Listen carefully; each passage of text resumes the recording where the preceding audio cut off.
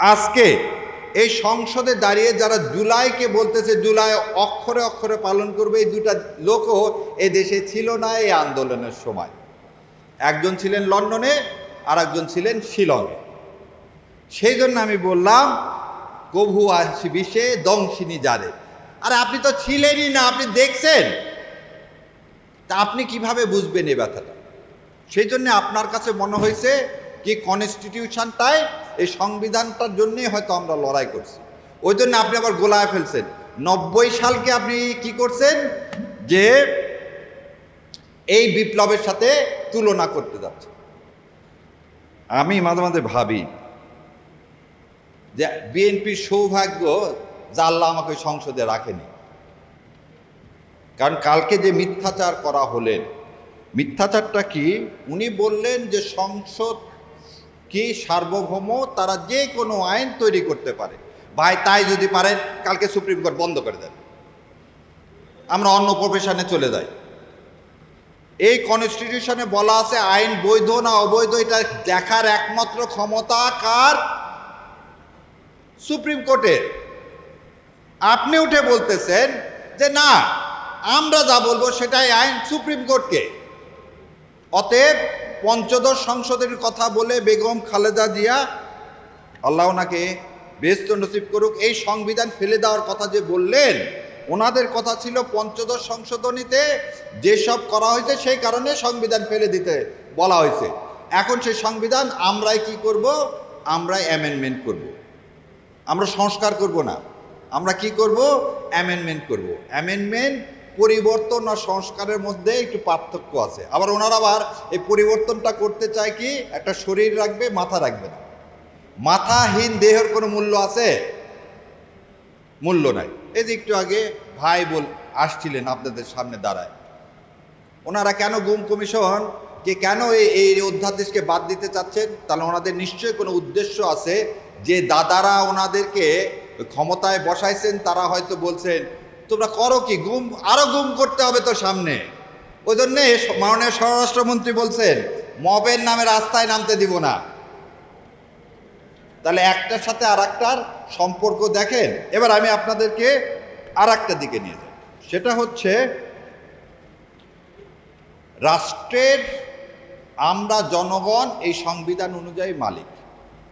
তাহলে আমি মালিক, তা আমি মালিক হয়ে আমি হাঁ ভোটে ভোট দিছি এবং 70% লোক হাঁ ভোটে ভোট দিছে। তাহলে আমি জনগণ, রাষ্ট্রের মালিক। আমি এখন মালিক হয়ে, তুমি সরকার তোমাকে আদেশ দিচ্ছি তুমি জুলাই সনদ যা যা আছে তাই পালন করো, তা মালিকের কথা কি তুমি কি করতে পারো? অগ্রাহ্য করতে পারো? গভর্নমেন্ট, সরকার কি? সরকার জনগণের চাকর, একদম সহজ সরল কথা। চাকর যদি কি করে, মালিকের কথা না শোনে, সে চাকরে আপনি রাখবেন? রাখবেন না? রাখবেন না? রাখবেন না।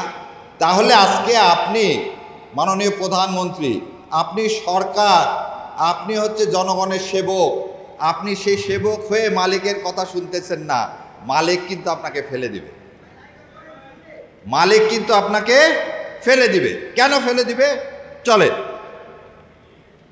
আপনি আমাদেরকে বলছেন যা কিছু হয়েছে এখন পর্যন্ত সব সংবিধানের আলোকে, সব সংবিধানের আলোকে। ঠিক আছে, শেখ হাসিনা একটা ক্লিপ বের হয়েছে গত পরশুদিন, ওই যে ভাই বললেন ভাইকে গুম করা হয়েছে, আয়না ঘরে রাখা হয়েছে। আমি চাইছিলাম ভাই আয়না ঘরের বর্ণনা দেখ। আমি জানি না ভাইয়ের আয়না ঘরে সোফা সেট ছিল কিনা, লন ছিল কিনা, ভাইকে কি 3 বেলা, হাসিন ভাই আপনাকে কি 3 বেলা চাটা দিত? টিভি দেখার সুযোগ ছিল? তাহলে যদি সুযোগ থেকে থাকে তাহলে আমি বলবো যে হ্যাঁ সালাউদ্দিন সাহেবও গুম হয়েছে। আর যদি এটা না হয়ে থাকে তাহলে হাসিনা যে কথা বলছে সালাউদ্দিনকে আমি কখন গুম করলাম? সালাউদ্দিনকে দোতলা বাড়িতে রাখলাম, সালাউদ্দিনকে দোতলা বাড়িতে। এটা শাহরিয়ার কবির আমি বলতেছি না, শেখ হাসিনা বলতেছে। তাহলে সালাউদ্দিন সাহেব কিভাবে গুম হলেন? যেভাবে কালকে মিথ্যাচার করে কিছু ছেলে পেলেকে আপনারা ছবি লাগায় জুলাই যোদ্ধা বানায় কি করছিলেন, সংসদের ওই ভিআইপি গ্যালারিতে বসাইছেন। কি তাজ্জব কথা! মানে কনস্পিরেসি একটা শেষ থাকতে হয়। ভিআইপিতে আমাদের মতো লোকেরা যায় বসবে, আপনি এক গাদা ছেলে পেলে নিয়ে গেলেন, নিয়ে যে পুলিশ দিয়ে, এবং আবার বলে দিচ্ছি আমার চোখের সামনের ঘটনা, পুলিশ দিয়ে তাদেরকে ঢুকালেন, ঢুকে আবার বললে দিলেন এই তুমি এই রোতে থাকো, এই রোতে থাকো। এই যখন ওই চিফ হুইপ কথা বলতেছে, পুলিশ ভিতর দাঁড়াও দাঁড়াও দাঁড়াও, সবাই সামনে যাও। এই নাটক বন্ধ করেন, এই নাটক বন্ধ করেন। কালকে আমি নিজে ওই মেঘনাতে ছিলাম, একদম পিছনে, কারণ আপনি আপনার তো ক্যাডার বাহিনীর সামনে বসায় রাখছেন, আমাদের মতো লোকের ইজ্জত দিবেন কেন?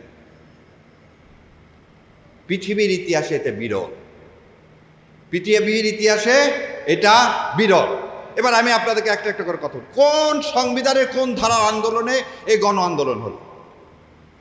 কেউ কি বলতে পারবেন সংবিধানের কোন ধারার আন্ডারে এই গণ আন্দোলন হলো? সংবিধানের কোন ধারার আন্ডারে আপনি পুলিশকে মরণাস্ত্র দিলেন? সংবিধানের কোন ধারার আন্ডারে হেলিকপ্টার থেকে গুলি চালিয়ে ছোট ছোট বাচ্চাদেরকে শহীদ করা হলো? আচ্ছা, এটা না হলে গণ অভ্যুত্থান আপনি মানেন না, বিপ্লব মানেন না, খুব ভালো কথা। আপনি আমাকে বলেন সেদিন 5 তারিখে মাননীয় সেনাপ্রধান সংবিধানের কোন ধারার বলে আপনাদেরকে কোথায় প্রধানের অফিসে ডাক দিল, এবং সেই ডাকে আপনি ফখরুল সেখানে উপস্থিত হলেন? দয়া করে বলেন যে সংবিধানের কোন ধারায় আছে সেনাপ্রধান সমস্ত বিরোধী দলকে সেনানিবাসে ডাকতে পারে? আছে? নাই। আসেন, আপনি সেনাপ্রধান সবাইকে বলল চলেন সরকার গঠন করি, এটা সংবিধানের কোন ধারায় আছে? সংবিধানের ধারায় আছে আর একজন প্রধানমন্ত্রী নির্বাচিত না হওয়ার আগ পর্যন্ত সেই প্রধানমন্ত্রী থাকবে। তাহলে আজকে আপনি প্রধানমন্ত্রী হলেন কিভাবে? তাহলে 29 সালের আগে তো নির্বাচন হওয়ার কোনো বিধান এই সংবিধানে নাই, তাহলে আপনি হলেন কিভাবে? এবার আরো একটা জিনিস বলি, আপনারা রাষ্ট্রপতির কাছে গেলেন, রাষ্ট্রপতির কাছে গিয়ে আপনারা তার সাথে আলোচনা করে কি করলেন? সংসদ ভেঙে দিলেন। সংসদ ভেঙে দেওয়ার জন্য এই সংবিধানে আছে প্রধানমন্ত্রীর সাথে আলোচনা ক্রমে তার অনুমতি ক্রমে সংসদ ভেঙে দিতে হবে। সেদিন আপনি প্রধানমন্ত্রী পাইলেন কোথায়? সেদিন আপনি প্রধানমন্ত্রী পাইলেন কোথায়? প্রধানমন্ত্রী তো পালায় গেছে। তাহলে কার অনুরোধে আপনি সংসদ ভেঙে দিলেন? তাহলে এই ভেঙে দেওয়াটাও সংবিধানে নাই। তাহলে আজকে যদি কেউ চ্যালেঞ্জ করে যে আপনাকে রাষ্ট্রপতিকে এই ক্ষমতা কে দিল, রাষ্ট্রপতিকে এই ক্ষমতা কে দিল? কারণ সালাউদ্দিন সাহেব আবার বলতেছে রাষ্ট্রপতিকে দিয়ে ইউনূস সাহেব জোর করে অনেক কাজ করাইছে। তাহলে রাষ্ট্রপতিকে দিয়ে সালাউদ্দিন সাহেব অনেক কাজ করাইছে, কিন্তু সালাউদ্দিন সাহেবের ওর ভাসুর হয় কে জানেন? সাবেক আইন উপদেষ্টা আসিফ নজরুল। ওই জন্য ওই নামটা নেয় না, কারণ ওই আসিফ নজরুল ছাড়া তো টুথাত পাওয়া হতো না। কারণ দেখেন কেন বললাম যে ওনাদের সৌভাগ্য আমি পার্লামেন্টে নাই। রাষ্ট্রপতি হচ্ছে রবার স্টাম্প, যত আইন করে দেয় সব করে দেয় আইন মন্ত্রণালয়। তাহলে আসিফ নজরুল এই জুলাই সনদ থেকে শুরু করে সংসদ ভাঙা থেকে শুরু করে যা কিছু করে দিছে, সব কিছু করে দিছেন কে? আসিফ নজরুল। আর আসিফ নজরুল কোনো কিছুই রাষ্ট্রের অ্যাটর্নি জেনারেলকে না দেখা করাতে পারেন না। সেই সময় রাষ্ট্রের অ্যাটর্নি জেনারেল কে ছিল? আজকের আইনমন্ত্রী। আইনমন্ত্রী সাহেব ওই জন্যে একটা বারের জন্য আসিফ নজরুলের নাম নেয় না, কারণ আসিফ নজরুল আর আইনমন্ত্রী মিলেই কাজ করছে কিভাবে জুলাইকে খেয়ে ফেলে দেওয়া যায়। কারণ এনাই হচ্ছে বাই প্রোডাক্ট কার? প্রথম আলো গঙের। আমার ভাই বললো ভারতের কথা, এই জন্য এদের খুব লাগে প্রথম আলোর জন্যে। অন্য মিডিয়া বন্ধ করে দেন, কিচ্ছু যায় আসে না। আপনারা জানেন যে ইউনূস সরকারের সময় বাংলা এডিশন নামে একটা অনলাইন ইয়া ছিল, সেটাকে বন্ধ করে দেওয়া হয়েছে। সেটা নিয়ে তো হাউকাও নাই। সো কেন এই কথাটা বললাম আবার বোঝে। আসিফ নজরুল রা কি করলেন? আসিফ নজরুলরা কি ষড়যন্ত্র করলেন? আসিফ নজরুলরা ষড়যন্ত্র করলেন কিভাবে বিএনপিকে ক্ষমতায় আনা যায়। সেই জন্য সংসদে বলতেছেন যে কে রাষ্ট্রপতিকে দিয়ে সব কাজ করাচ্ছে। কে করাচ্ছে? তত্ত্বাবধায়ক সরকার। তত্ত্বাবধায়ক সরকারে কে? আইন পাস কি ইউনূস সাহেব করেন? আইন তৈরি কি ইউনূস সাহেব করেন? আমি চ্যালেঞ্জ দিয়ে যাচ্ছি, যদি বিএনপির ভাইরা দয়া করে আজকেও সংসদ বসবে, একটু যদি বলতেন যে আইন তৈরি আসিফ নজরুল ছাড়া আর কেউ যদি করে থাকে এবং সে আইন যদি রাষ্ট্রপতির কাছে রাষ্ট্রপতি নিজে তৈরি করে থাকে, আমি আমার কান কেটে দেব। আর তার চেয়েও বড় কথা, সেদিন যেমন দুঃখ করে বলছিলেন যে 30 বছরের প্র্যাকটিস জীবন, কালকে আপনাদের এই ফ্রড দেখে মনে হয়েছে আমার এই ব্যারিস্টারি পড়া, আইন পড়া, রাষ্ট্রবিজ্ঞান পড়া, হাইকোর্টে প্র্যাকটিস করা সব অমূলক। জন সালাউদ্দিন সাহেব বললেন আপিলেট ডিভিশনের দরকার নাই, সব আইন আমরা বাতিল করে দেব।